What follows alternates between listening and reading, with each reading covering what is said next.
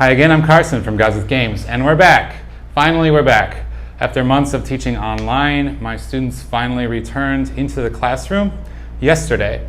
And what I did with them is a series of what I call teamwork IQ challenges. And I'm going to show you how I did it. Now, although my students were in the classroom and we played this in person, this game would work if you were still teaching online. So it's a great reintroduction of our weekly videos and our weekly games or activities that you can play with your students. Okay, before I show you any of the problems, I want to take a moment to explain why I played this activity in my classroom. It all comes down to this phrase that if you're a native speaker, you've heard many times, trial and error. Now my students, they're not native speakers, they maybe have never heard of this phrase before, but why am I bringing this into an ESL classroom? Well, as a teacher of many years, I've found that one of the biggest obstacles that I face in the classroom is that there are students who are so afraid to fail, so afraid to say maybe the wrong answer, that they can guarantee they won't fail if they never try. And so what we end up with is a lot of shy students who unless you call directly on them, they're not willing to try because of the fear of failure. So if you don't know what trial and error is, like my students might not, and I did this yesterday, I explained trial and error. What does it mean? Well, you try something and maybe it works. Maybe you guessed the right answer in the first try, or maybe not. It's okay to make mistakes. We're going to make mistakes in these IQ challenges. As long as you learn from this and you don't repeat, you don't try the same thing again because it will lead to another failure. You learn from that and you try something new. And maybe that fails as well. And that's okay. But now you learn and you learn and you learn and you keep trying. That's the main point of me doing this in the classroom. A lot of the times we get comments, where's the English in this activity? Well, yes, I can inject English into it, but it doesn't always need to be specifically focused on vocabulary or spelling or grammar.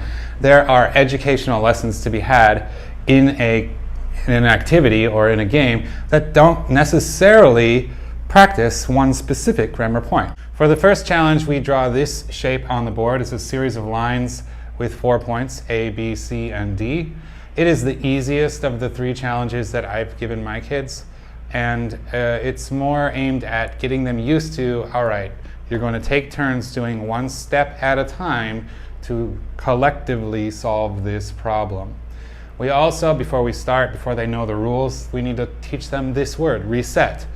Reset, the problem means start again, so maybe you see that this is not going to work, say reset, and we'll erase what you have and we'll start again from nothing.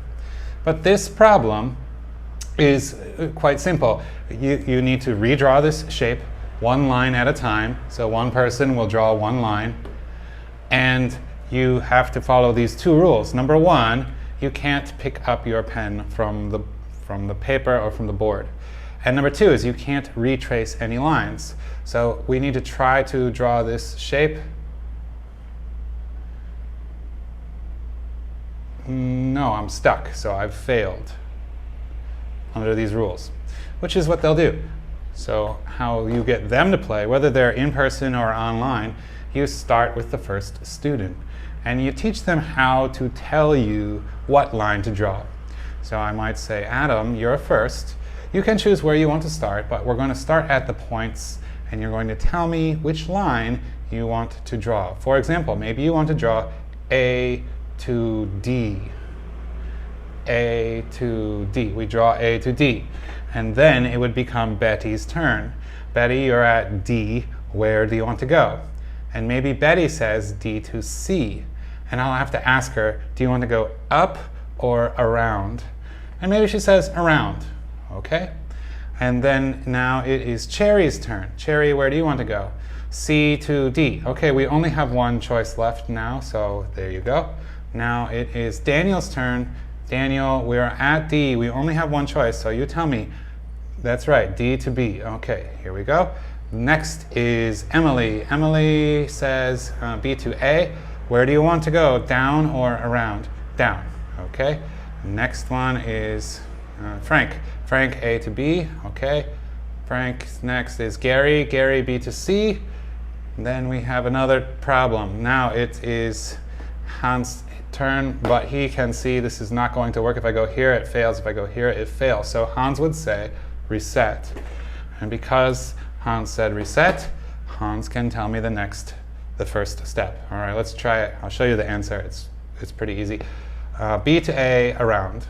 Okay, A to D, D to C, around, C to B, B to C, C to D, D to B, B to A to C. This is one way to solve the problem, and that's what they would need to do, step by step.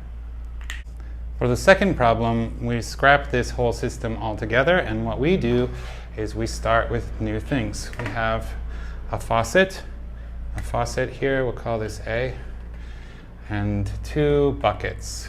Bucket B, we'll say, can contain 5 liters of water. Bucket C can contain 3 liters of water.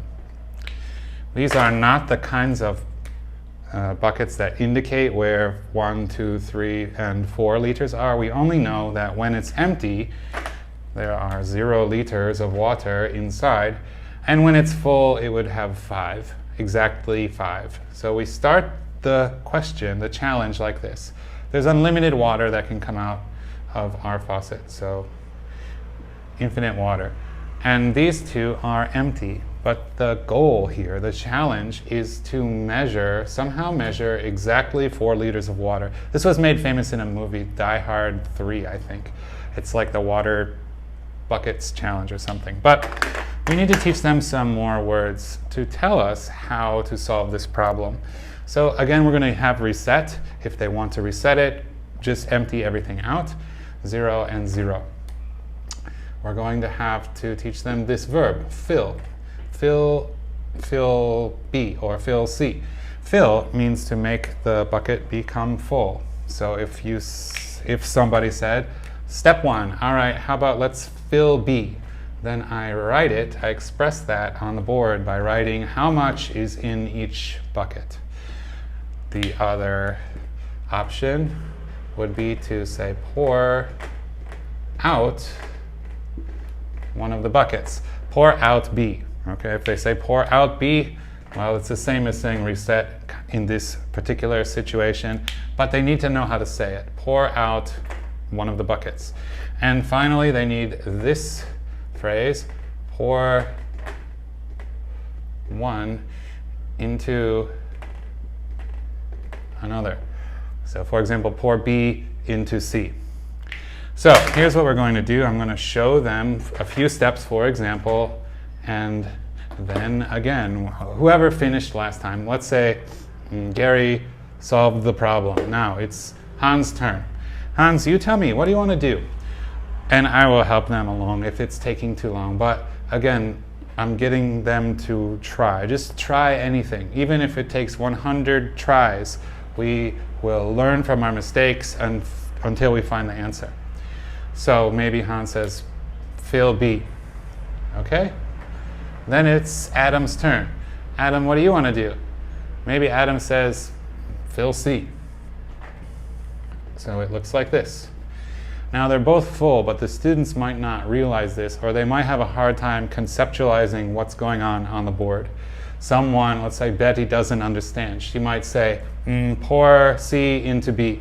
So you need to explain to them, well, you can't, Betty. B is full. Right now it has 5 liters of water. We can't pour any water into here because it's full. So we need to either reset or pour out one of these things. And maybe she understands now, okay, pour out B. So I express it this way. Remember, our goal here is 4 liters of water. I'll show you the answer quickly. There are multiple ways you could do this, but let's say fill C. Okay, so we end up with 0 and 3. Pour C into B. So we have 3 and 0. Then fill C again. We have 3 and 3. Now pour C into B one more time. Now it is full, 5, and we've poured 2 into it, so there's still 1 remaining. Then we want to pour out B. It will be 0 and 1.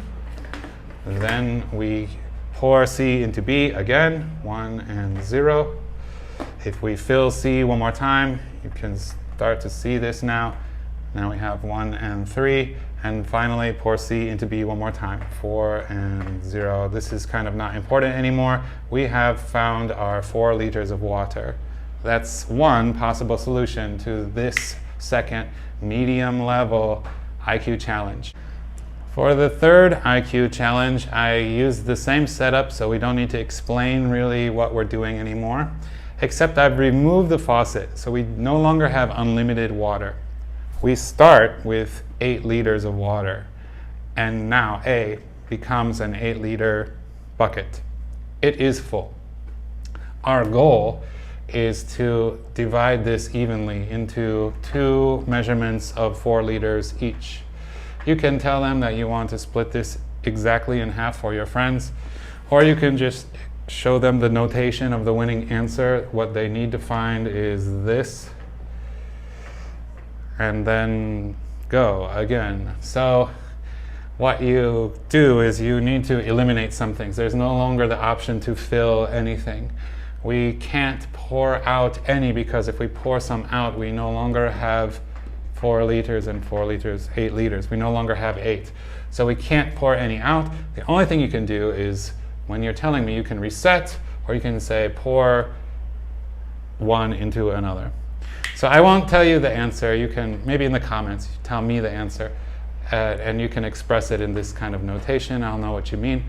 And these are the 3 IQ challenges. Again, this would work online or in person. I felt like it was a great chance to get back together, work together, and the key focus here is don't be afraid to try.